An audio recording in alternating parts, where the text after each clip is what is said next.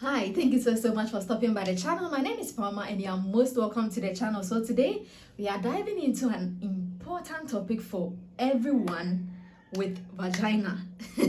So even if you don't have vagina, it's still for you because you may know someone who has. So yeah, we are talking about vaginal discharge. Everybody with vagina experiences this, but then people don't talk about it for their own reasons. I don't know, but we are going to talk about it. We are going to talk about the various vaginal discharges. Then we'll talk about when to see a doctor and also some of the things you can do to prevent some of these discharges that you don't need. So yeah, if there's something you're interested in, let's get into the video. Now, before we get into the various discharges, vaginal discharge is quite normal. In most cases, it's normal. It's the body's way of the vagina's way actually of getting rid of dead cells and bacteria in the vagina or in the vagina area. These discharges are produced by the glands in the cervix or in the vagina that helps to clean the vagina itself. So yeah, it is not bad. Everybody experiences it, and this discharge can vary from color, smell, the quantity that is coming out, and these things tell us what is actually happening in the vagina, whether the vagina is healthy or it's not. The first discharge I want to talk about is white and thick discharge. So if you are experiencing this, especially at the beginning of your menstrual cycle or at the end of your period, it's very normal. There's nothing to worry about. But then if this white and thick discharge is accompanied by itching or foul scent and those things, then it may be a sign of yeast infection. But if it's normal, it has no scent, it doesn't itch you or anything, then it's quite normal. Okay, the next one is clear and stretchy. It's clear. You see how egg white is clear? So it's clear and it's stretchy.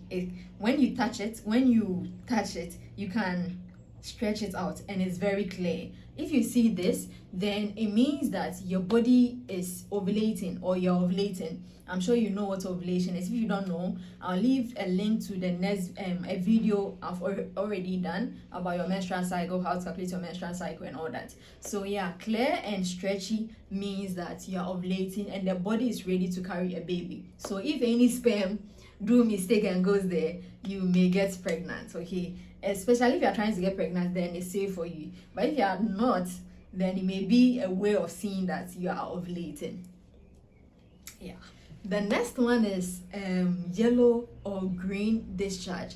So if you see yellow or green discharge, especially if it's thick and it's accompanied by bad odor, do you have good odor? Odor and itching, it may be a sign of bacterial vaginosis or STI. That's if you've had unprotected sexual intercourse with an infected person. It may be a sign of STI. You should see a doctor if you see this type of discharge. Okay.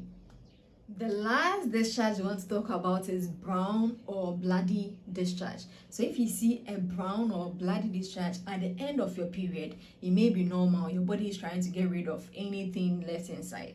But then if you see it at the beginning or somewhere in the middle of the month or in the course of the month, you'll be seeing this, it may be a sign of infection, or it may be an underlying health issue like hormonal imbalance. So you should see a doctor if you see something like this, especially if it's in between, like somewhere in the month, not at the end of your period or something.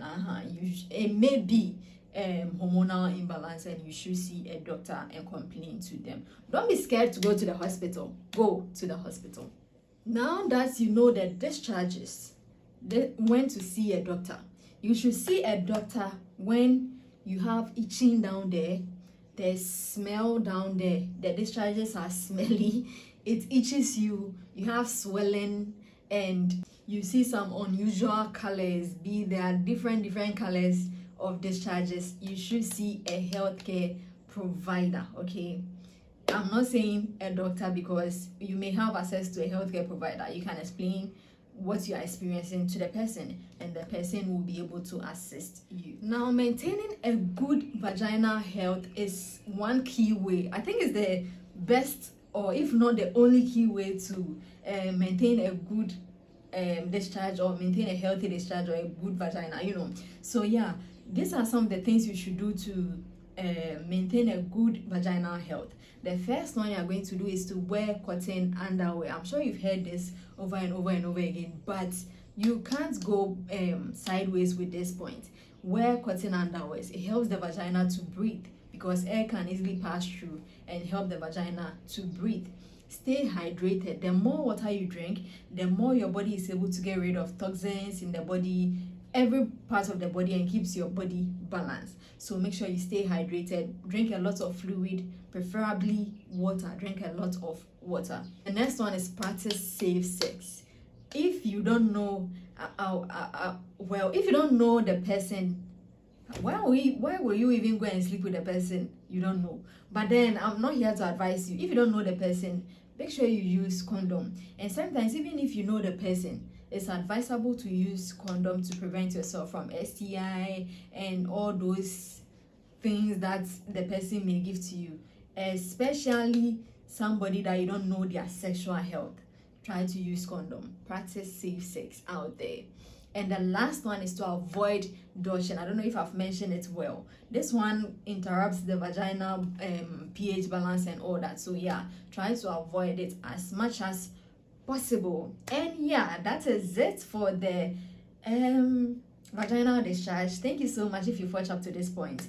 The next video will be talking about signs of cancer that you shouldn't ignore.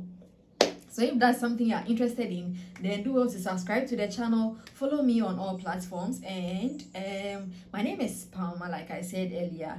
Do well to subscribe to the channel, give this video a thumbs up, and share it to somebody who may need it. And I'll see you guys in the next video. If there's a point you think, if you've seen any other discharge I didn't mention, let us know in the comment section, and I'll surely share my idea on it.